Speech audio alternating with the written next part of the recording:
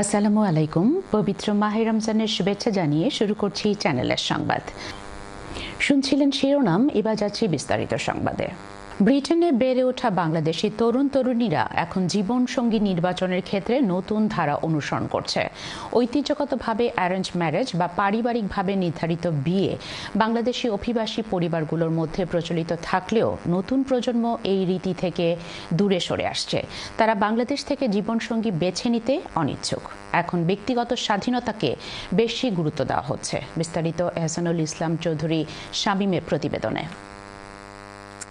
একটা সময় ছিল বাবা মায়েরাই ব্রিটেন থেকে সন্তানদের দেশে নিয়ে গিয়ে বিয়ে দিতেন, কিন্তু যুগের পরিবর্তন এখন বদলে যাচ্ছে বাংলাদেশি পরিবারগুলোর বিয়ের দ্বারা। এদেশে বেড়ে ওঠা তরুণ তরুণীরা বাংলাদেশে গিয়ে জীবনসঙ্গী বেছে নিতে অনিচ্ছা পোষণ করছেন।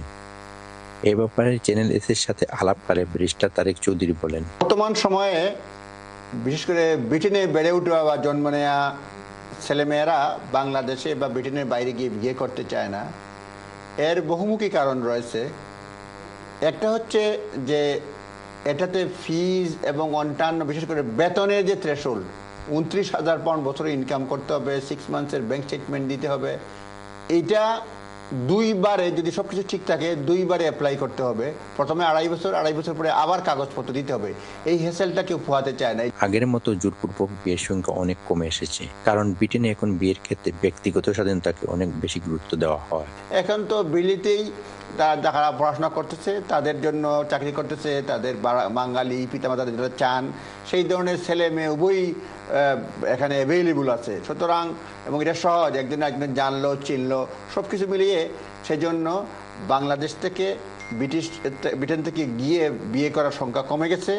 অভিভাবক সলিসিটার প্রিন্স সাদিক চৌধুরী চ্যানেল এসকে বলেন, বাংলাদেশ থেকে বিয়ে করে ব্রিটেনে আনা নতুন আইনের কারণে অনেক কষ্টকর।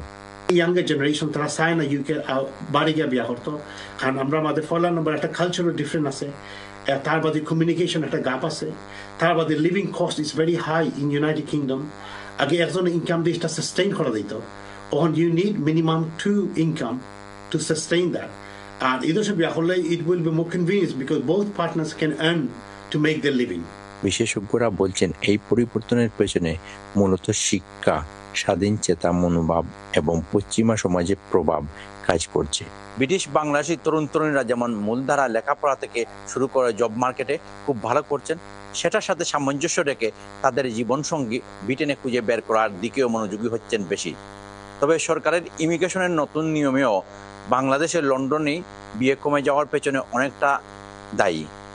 Ehsanul Islam Chowdhury Shamim, Channel S News, Northampton, যুক্তরাজ্য।